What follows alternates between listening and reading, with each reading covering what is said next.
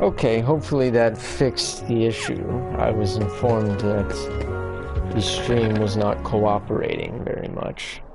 So, hopefully that works. And now, we are off to form one of the most famous Trinities in the history of Trinities. Are these the Heartless guys? Ghosts, are these the Heartless guys? Oh, my Donald impression. It's so good, guys. I know you don't have to tell me how good it is, because I already know. I've been told I do quite the Donald impression.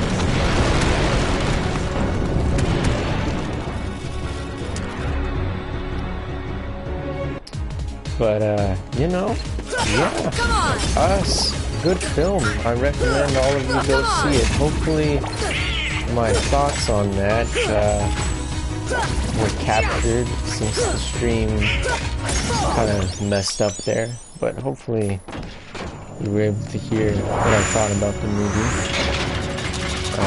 I will be reviewing it very soon. I still need to review Captain Marvel, which was also a good movie. I think it's a top 10 MCU film myself.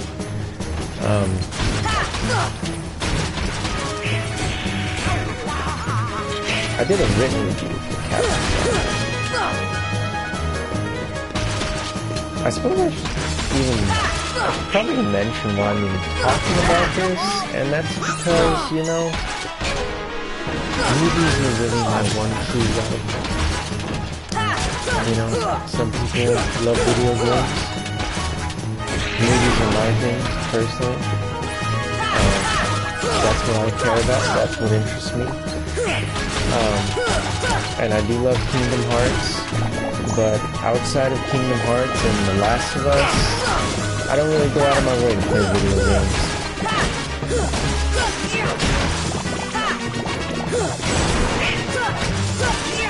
That being said, Kingdom Hearts is one of my favorite games. But yeah, I did a written review of Captain Marvel, and you know, I like it.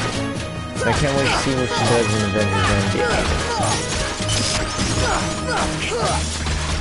So, you know, and then of course we got the live-action Dumbo coming out Friday, which I hear, by all accounts, is pretty good. And actually kind of a return to form for Tim Burton, you know, which is exciting. I can't say that I was ever really a big Tim Burton fan, to be honest with you. You know, obviously as a huge Batman fan. You were looking for me? I like Batman 1989 and Batman Returns, but you know, like a lot of people love Edward Scissorhands. I can't stand that movie. I think it's so weird that it's off-putting. His Charlie and the Chocolate Factory, that movie's terrible. His Alice in Wonderland, it's whatever. Sora, so go with them. Dumbo is one of my favorite Disney movies, the animated one. It's just, it's so heartwarming, so beautiful, and it makes me cry. So I really hope that Dumbo is good, because the live-action Disney remakes have been really hit or miss lately. Not lately, they've been really hit or miss since they started doing them. Like I said, Alice in Wonderland was... parts of it were okay. Okay, Sora, the gummy ship runs on never making that face again. That's what the ship actually runs on. Anyways, okay, Alice in Wonderland is really what kicked off the Disney live-action remakes. I'm Sora. And it was okay, I guess. It wasn't great, but it certainly wasn't anything that stood out. And then... oh, here we go. The round table of evil. Found that Heartless. Who'd have thought it? There wasn't really anything that stood out. And then, you know, we got Maleficent. Why don't we turn him into a Heartless? And Maleficent. That'll Now settle things there quick is a enough. movie. And the brats friends of the king's lackeys. Slug on the eyes, they're all There's a bilge movie that's rats tough by to the talk look about of them. because You're no pride yourself. I really like Shut up! Sleeping Beauty. Enough! The It's Keyblade actually one has of my chosen favorite Disney movies. where the darkness Maleficent? swallow him. Not so much. Either Sleeping way, Beauty is he one of my could be favorite Disney quite movies, and useful. Maleficent, in my opinion, is the single greatest Disney villain of all time. She is so intimidating in Sleeping Beauty, so perfectly evil. And let's be honest, the dragon scene with Prince Philip is still arguably the best Disney action scene in Disney history, if for no other reason that it's so iconic. It's so good. I love it. And to be honest with you, I think Sleeping Beauty was the first time I saw a dragon in a movie, so maybe that's part of my bias there, but I really like it. So, anyways, Maleficent. Oh man, I did not need Maleficent to be a sympathetic character. I do not want to relate to her. She is evil. She is evil for the sake of being evil. We are talking about the woman that said, "Now shall you deal with me, O Prince, and all the powers of hell." No. Do not make this classic, timeless Disney villain into a sympathetic character by giving her a backstory of a rape revenge film. No, nobody's asking for that, especially not me, especially not the hardcore Disney fans. Nobody was asking for that. Nobody. And then in 2015, we got Cinderella, which was okay. I mean, it was okay. They tried to make Cinderella more of a learned and intelligent character, which I think was a good choice, and I liked Lily James in the role. Of course, I kind of had to retroactively go back and decide that I liked Lily James in the role more after seeing Baby Driver, but that's beside the point. So Cinderella, the live action, is okay. It's nothing special, but it's not bad either. It's just kind of there. And then in 2016, we got, in my opinion, the best Disney live action remake thus far, and that is The Jungle Book. That movie was great. It was really, really good. And this is coming from someone who actually enjoys the animated version of The Jungle Book, knowing that it's not the best because the plot is pretty much non-existent in the animated Jungle Book. But the 2016 live-action Jungle Book is a great movie. It's a well-told story with a solid plot, well-written and rounded characters. The voice acting is phenomenal, and even the kid Neil Sethi, who played Mowgli, did a pretty serviceable job, considering he was acting against green screens the whole time. The Jungle Book, the live action version, I think is emblematic of what the live action Disney remakes should be. I think that if you are going to remake an animated Disney classic into a live action film, it needs to improve upon the animated version. And that is exactly what the Jungle Book did. It improved upon the animated version in every way imaginable. And it is still, I think, the gold standard for the live-action Disney remakes. The visual effects are absolutely amazing. I feel like I'm looking at a real panther every time I watch the movie and see Bagheera. It's breathtaking. Jon Favreau's direction is great. The jungle feels like a real, lively place. And it's just such, it's a feel-good movie, and the fact that Jon Favreau in the movie can make me cry when Mowgli says hi to his wolf mom says a lot. I should not be crying because Mowgli says goodbye to his wolf mom. That's when you know a movie does its job. When you care about the characters, that's when a movie is doing its job. So, anyway, we are then moving on to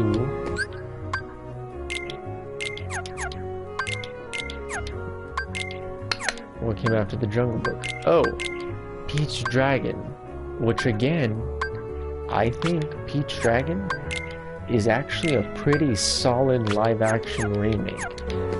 I think it's actually, as of right now, the second best Disney live-action remake.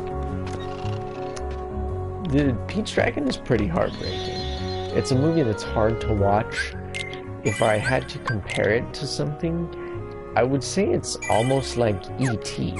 in the sense that it's about a lonely child who befriends a sort of, hard-to-believe creature and shares such a special bond with them. And then when they're ripped away by the government or people in power, it's so heartbreaking to see, and then the ending is so sad. You don't want them to part ways. But just like the Jungle Book, I think Pete's Dragon elevates the original animated film. It takes what worked from the animated film, and it made it better. The live-action version of Pete's Dragon is better than the animated version. And that's the only other Disney live-action remake that can say that. Because then in 2017, excuse me, as we all know, we got Beauty and the Beast with Emma Watson as Belle, who, by all accounts, should be picture perfect for that role, considering she played Hermione Granger. And, she was pretty good. I liked her as well. But I think that Beauty and the Beast, the live-action version, was just kind of... It was just there. It wasn't great at all. It wasn't even good, really. I mean, there were some good aspects of it, don't get me wrong. Luke Evans as Gaston. But it felt so unnecessary, because I think Beauty and the Beast, the animated version, is the best animated Disney film of all time. Because it's definitely like that. But the animated version of Beauty and the Beast is so good. It's such a classic. Like I said, the best animated film from Disney, the best film of the Disney Renaissance by far. And some of the things the live-action Beauty and the Beast did were so unnecessary, like adding the backstory of Belle's mom dying due to the bubonic plague, were so unnecessary. We don't want the plague in our Beauty and the Beast movie. I don't know, there was a lot of things in the 2017 Beauty and the Beast that I didn't really like or agree with, but whenever it happened, like I said, there were enjoyable aspects of it that, I mean, there was enough in the movie that I enjoyed for me to not care, basically. And so now we're getting Dumbo this month, this Friday. And I'm excited because I'm hearing it's good. And I'm a huge fan of a lot of the cast. I'm a huge Michael Keaton fan. I'm a huge Colin Farrell fan. He might be my favorite actor working right now. How did he get I will so watch small? anything that dude stars in. He's a phenomenal actor. I really respect his craft. Michael Keaton, dude's in the middle of a career renaissance. He was Batman. I mean, what's not to like? Danny DeVito's in the movie. Eva Green's in the movie. It's directed by Tim Burton, who is returning to form, according to most people. So I'm excited. Like I said, Dumbo is one of my favorite animated Disney films. So here's to hoping it's good. Here's to hoping it's good, because I really want it to be. And I'm excited for it. I'm gonna watch it with my mom, because that's something that we do. We still go to the movies together, especially when it comes to Disney movies, because, you know, I grew up watching Disney movies, obviously. Grew up watching them with her. We watched Mary Poppins Returns last year, and it was so wonderful. I love the movie. It was about as perfect as it could be. She is practically perfect in every way, I should say. But it was so good, and so yeah, I'm really hoping Dumbo's good, and I believe it will be. Aladdin, on the other hand, I'm a little worried about that one. I'm a little worried about it. I really like the animated Aladdin. I think it's the second best movie of the Disney Renaissance. I really think that Aladdin is a lot better than people give it credit for. It has themes of class structure and egalitarianism and freedom, and for some reason these themes are overlooked by most people. I don't know why, but they are. That being said, the live-action Aladdin just looks really weird. Genie is looking better now, but when he first appeared, wow, was that off-putting. He really did look like Paul Giamatti in Big Fat Liar. And it was the stuff of nightmares, basically. But the biggest problem I have with the live-action Aladdin, apart from the fact that it seems really unnecessary, and the fact that nobody will ever be able to do Robin Williams' Genie justice, whether it be voice acting or live action. The biggest problem I have with Aladdin is the fact that Guy Ritchie is a guy, no pun intended, that was bad, I'm sorry.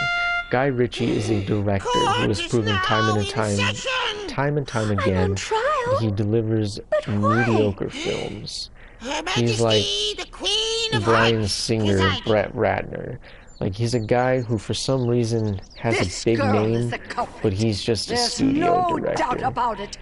And the reason is because I say so. You could say that Guy Ritchie has a certain aesthetic and style to his direction, but he has yet to really impress me, and I don't think that he's going to impress me. But I'm afraid that doesn't give you the right to be so. And the live-action Lion King, that might be the most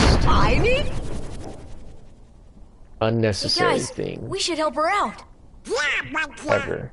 We're outsiders. I mean, The Lion King, as it is the most overrated Disney film And that's against the rules. ever.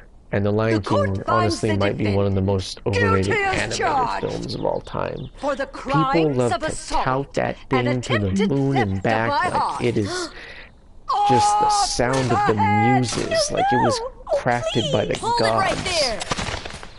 Who are you? And it really is Dare you not. interfere with my court? The Lion King is so Excuse me, dependent but we know who the real on the culprit is. single greatest piece of fiction ever written in the tragedy Anyway, of Hamlet, she's Prince not of the one you're Denmark. looking for. That's nonsense. Have you any proof? I do not know how you can claim The Lion King is the best Disney movie. And yes, I know that most Disney movies are adopted from other works. They adapt source material. I understand that. That being said, like I said, The Lion King adapts something that is the single best piece of fiction ever written in the history of literature, which is Hamlet. And The Lion King relies so heavily on it to carry the movie's greatness that I do not think that you can say The Lion King is the best Disney movie, because no other Disney movie, regardless of what it's based on, relies so heavily on its source material to carry it. And I could go on about this, and then I could also go on a tangent about why Fantastic Beasts: The Crimes of Grindelwald is complete and utter garbage. But I'll save that for another day, because that is all for today, and tomorrow we will be doing Wonderland, everybody's favorite acid trip. This has been Kingdom Hearts Final Mix, the Kingdom Hearts Revisited series by the scientists, waiting for critical mode on Kingdom Hearts 3. Until then, we're going to be going through all these. Thank you for watching.